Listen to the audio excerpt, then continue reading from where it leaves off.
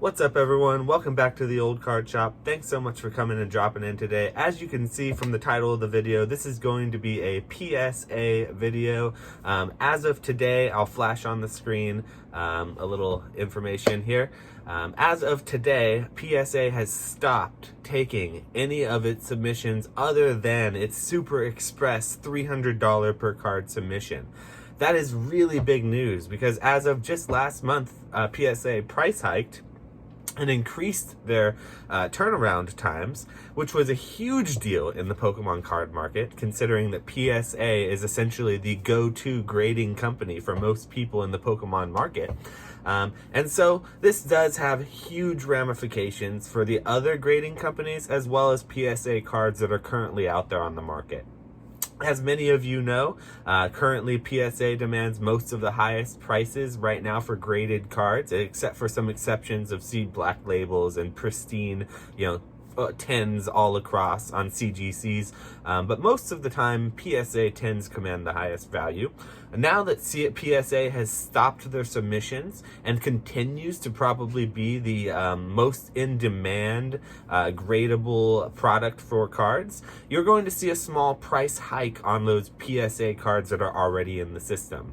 What it may mean also is potentially PSA will get a little more of the presumption is that PSA is doing this in order to get more of a handle on some of the massive backlog that is there. They recently put out a public statement saying in an email to all of their subscribers, I subscribe to PSA. I got this email as many others did as well.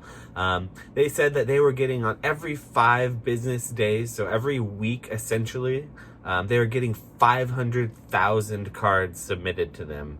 And that is a massive, massive amount of cards to be submitted. And you can imagine that a company like that, who has, seen exponential growth in this sort of short period of time, is having a hard time keeping a hold of all of that. So in order to keep a hold of it, it seems like they've finally cut off their submissions. And that makes huge ramifications for the other grading companies that are out there in the market currently.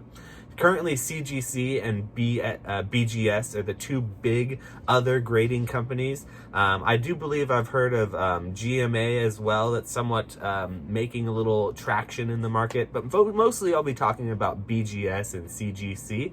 I do know currently CGC has seen a huge uptick in popularity, even with their recent price hikes. Now that PSA's somewhat unreachable prices and now literally unreachable service levels are out of the reach of the common person, we're going to see a lot of CGC, which has typically been the common man's grading company for the most recent future, pick up a lot of that slack. We're also going to see if BGS would like to be competitive, if they can upgrade their submission forms and maybe get more with the times with their websites. Hey Beckett, sorry not to throw any shade at you, just trying to say you gotta do online submission forms now in today's 2021 atmosphere. I think they'll also pick up a lot of the share of that slack as well. Now, a lot of people will already default to Beckett, but I have seen CGC been taking up a little more of the market share of that potential, that subset of non-PSA graded Pokemon cards. And so I just wanted to drop in really quick and tell you guys that this was a huge piece of news that just happened, and it has big ramifications for the market. And I definitely think it's something that it's worth taking a look at and just taking note of here. So if you were planning on sending a card submission in, hello, bada bing, bada boom, boop, boop, boop. That was me. Yesterday, literally right before this announcement came out, I already packed up and put in my submission form for another CGC submission. I'm putting it in for the $25 per card. I believe it's the Express or Standard, one of the two. It's a 30-day working day turnaround for those submissions. So I don't expect to see those cards for several months from now. But I'm getting it in as soon as possible because I know that now that PSA is literally cutting off their submissions, we're going to now see CGC and BGS pick up a lot of that slack and become flooded with those 500,000 cards per week. You can imagine those 500,000 cards that are going to be not being sent to PSA, they're going to be sent somewhere else.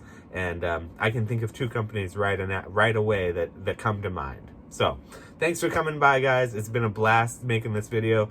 I have a really spicy video in the mix, very controversial video coming out soon. I definitely am excited to drop that one soon.